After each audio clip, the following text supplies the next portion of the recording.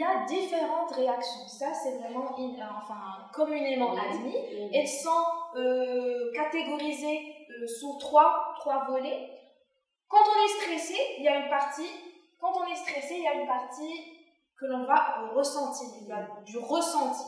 Alors ce ressenti, il peut être émotionnel, des réactions émotionnelles. Je suis stressée, par exemple par rapport à l'exposé, j'ai peur, je suis en colère, je suis énervée, ce sont des émotions. Oui.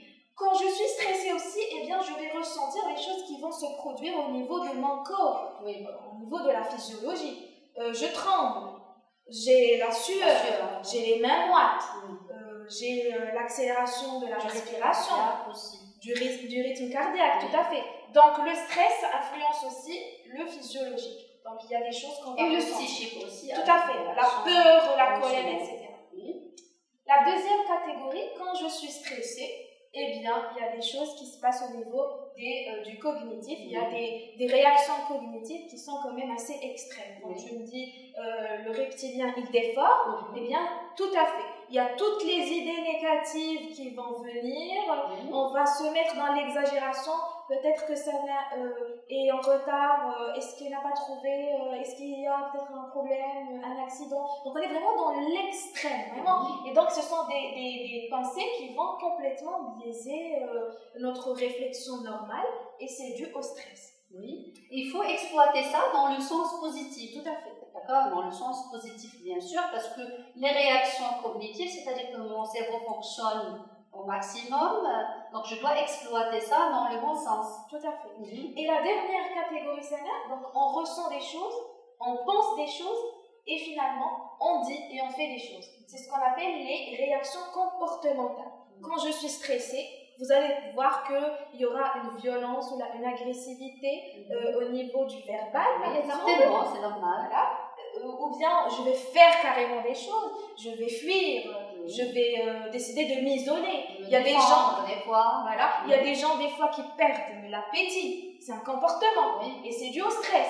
Ou dans d'autres cas, ils se retrouvent à toujours grignoter entre les repas, ils se disent, je ne sais pas qu'est-ce qui me prend. Eh bien, c'est le stress. C'est une réaction comportementale. Donc, de façon générale, c'est ça. On est sur 3 volets dans les réactions au stress. Mais effectivement, Shima, tu as raison, c'est bien de comprendre cela, parce qu'on ne peut pas traiter quelque chose que j'ignore. Maintenant que je sais que le stress a des effets psychiques et physiologiques, donc lorsque je vais stresser, je ne vais pas paniquer. Et je sais ce qui se passe. Je sais le mécanisme, je le comprends. Et je chercherai, par la suite, on va proposer des solutions. Je vais essayer d'utiliser, comme toujours, comme on le dit, les outils qui vont être adaptés à ma situation. Oui. Alors, on passe à une petite précision là, puisqu'on a dit que la situation de stress est une situation biologique, normale, et qui peut se produire chez monsieur tout le monde, donc personne n'est épargné, mais il faut signaler qu'il y a une certaine intensité qui diffère d'une personne à une autre. Là, essayez toujours de mesurer ce degré ou cette intensité de stress pour faire le diagnostic. Il est toujours bien de faire ce diagnostic et savoir, et se poser surtout la question, puisqu'on est dans le cadre des soft skills, qui insiste sur le fait de se découvrir, de savoir qu'est-ce que je ressens lorsque je suis en situation de stress. Est-ce que je suis à l'extrême ou bien quand même c'est gérable? Donc là, l'intensité... juste par rapport à cet exercice-là, on peut le faire par rapport à ces réactions qu'on vient de citer. Exactement, oui. Quelle est l'intensité de mes réactions? De A à 4, comment je réagis. Voilà, du comportemental. Voilà. Et j'essaie de comprendre ce qui se passe. Le mécanisme, comment ça fonctionne pour pouvoir trouver des solutions. Et il faut signaler également que le stress est unique. C'est-à-dire que maintenant, je ressens le stress dans telle situation. Une situation semblable, je ne vais pas ressentir le même stress. C'est-à-dire que ça peut être beaucoup plus ou beaucoup moins. Et les manifestations peut-être vont changer. Par exemple, je passe un entretien aujourd'hui, je suis stressée, par exemple au niveau du premier entretien, mais au deuxième, ça va être atténué. Ou bien ça dépend du premier entretien.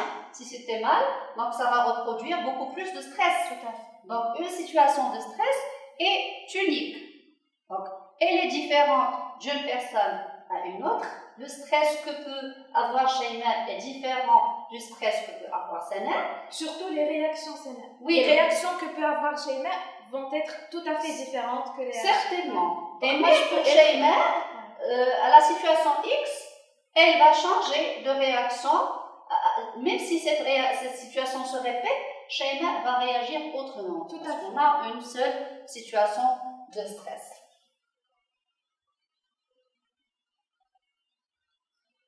Alors là, on va voir le cas de deux candidats appelés à passer un entretien, parce que l'entretien, c'est la bête noire des stagiaires. Il faut juste savoir que ça se prépare. Ça se prépare et certainement ça aide à déstresser un petit peu. Donc on a deux personnes, on a Ahmed et Amin. Donc on va voir le degré d'intensité. L'intensité chez Amin, c'est 1, c'est le niveau 1 de stress. Qu'est-ce qu'il ressent? Donc, une légère tension, c'est-à-dire il maîtrise la situation. Préoccupation, parce qu'on a dit qu'on ne peut pas totalement supprimer un stress. On a toujours un stress, mais là, Amin, il arrive à le gérer quand même et à le limiter à un certain stade.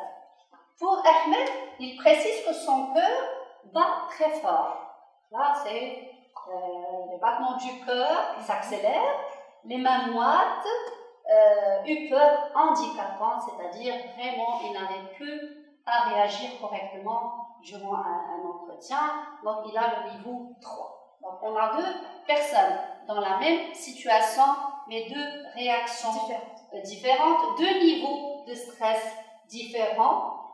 Pourquoi? C'est parce que chacun a sa façon de gérer son stress. Donc là, on a signalé que déjà le niveau c'est 1, c'est-à-dire pas de niveau 0, pas ne pas ressentir un stress, mais quand même, il y a des personnes qui gèrent et d'autres qui n'arrivent pas à le faire. Tout à fait ça. Donc quand on dit qu'il n'y a pas de niveau 0, c'est pour dire que, écoutez, quand il y a le stress, c'est parce que c'est normal. Voilà. C'est biologique, c'est naturel. C'est un réflexe qu'on doit accepter, mais bien sûr ne pas laisser nous vaincre. Tout à fait. Il faut se préparer. Une fois je sais que telle ou telle situation va me stresser, je vais lutter contre cela, et surtout lorsque je sais que c'est normal. Parce que pour certains stagiaires, que ce sont les seuls à stresser lors d'un entretien ou lors d'un examen ou les exposer. Alors que c'est même valable pour les grands influenceurs, par exemple, qu'on voit à la télévision ou sur Internet. Ce sont des personnes qui ont le stress, c'est-à-dire que c'est humain. C'est humain, c'est un mécanisme que tout le monde peut avoir et c'est pas méchant parce que c'est anormal de ne pas stresser. Voilà, tout à fait. Donc par rapport à cet entretien, oui, alors là, on a déjà parlé du quotient émotionnel. Là, on doit vraiment utiliser ce qu'on a déjà vu au niveau de l'intelligence émotionnelle. C'est là où je dois exploiter cette intelligence. Comment je dois gérer mon stress. Et aussi, comment travailler avec des personnes stressées ou sous pression.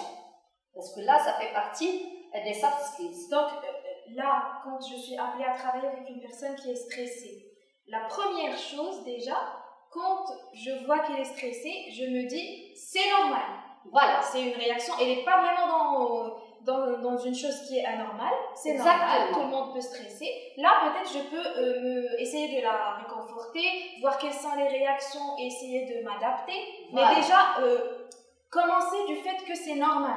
Très bien. C'est pas en train de bien dit, Sheima, parce que le fait de comprendre un phénomène me fait en position de l'autre personne, c'est-à-dire je vais être empathique avec la personne et je me dirais que voilà, sous pression, elle ressent ça, peut-être elle a dit cela parce qu'elle était sous pression, elle était stressée, donc je comprends et ça va bien sûr réduire les conflits avec les personnes et gérer le relationnel aussi, et c'est très important. Donc je comprends, oui, parce que c'est le principe des soft skills, c'est de se comprendre et aussi d'être empathique avec les autres et gérer surtout cela et mener une communication efficace, réussie, avec moins de conflits, avec surtout de l'avance au niveau personnel et professionnel.